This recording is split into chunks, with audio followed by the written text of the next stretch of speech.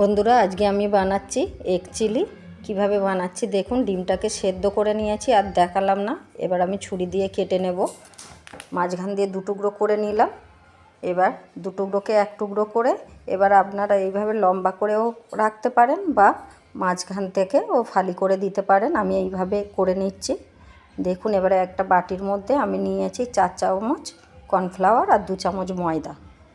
এবার এর মধ্যে একটা ডিম ভেঙে দিলাম, একটু নুন দিলাম স্বাদ মতো, অল্প একটু কাশ্মীরি লঙ্কা গুঁড়ো দিলাম, গোলমরিচের গুঁড়ো দিলাম 1/2 চামচ, দিয়ে ভালো করে আমি এটাকে একসঙ্গে চামচ দিয়ে গুলে নিচ্ছি।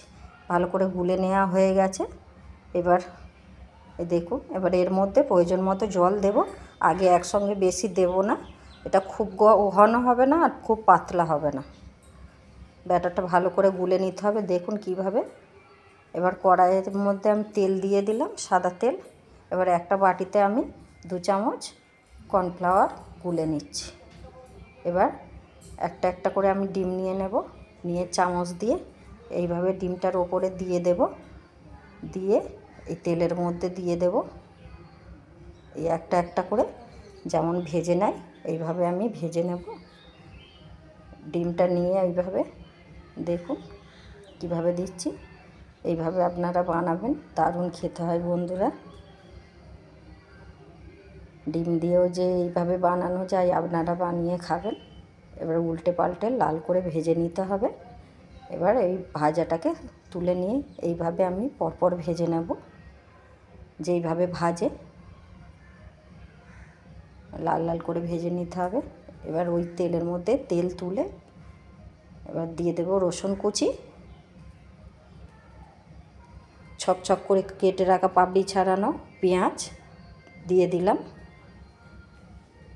ওর মধ্যে আদা কুচি দিয়ে দিলাম, ছক করে কেটে রাখা চৌকো করে ক্যাপসিকাম দিয়ে দিলাম। দিয়ে বেশি লাল করব না, নাড়াচাড়া করে নেব।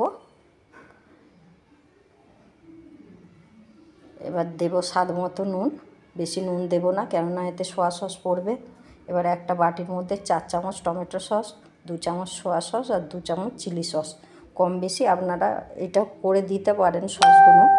আমি এইভাবেই দিয়েছি, কম বেশি দিলে অসুবিধে নেই। দিলাম গোলমরিচের গুঁড়ো, দিয়ে একটু নাড়াচাড়া করে নিলাম, কষিয়ে নিলাম। এবারে লঙ্কা কুচি দিয়ে দিলাম, দিয়ে নাড়াচাড়া করে ভালো করে একটু কষিয়ে নিতে হবে। দেখুন কিভাবে বানাচ্ছি আমি। এভাবে একটু নাড়াচাড়া করে নেব। এবার জল দিয়ে দেব। এবার ফুটে উঠলে আমি ভেজে রাখা এগগুলো, যেটা ভেজে রেখেছিলাম, দিয়ে দিলাম। ফুটে গেছে। এবার একটু সেই গোলা কর্নফ্লাওয়ারটা আমি দিয়ে দিলাম, হয়ে গেছে। এবার আমি নামিয়ে নিয়েছি। দেখুন কতটা সুন্দর হয়েছে বন্ধুরা। আপনারা এইভাবে বানাবেন, দারুণ খেতে হয়। একবার বানিয়ে খাবেন। কেমন লাগলো কমেন্ট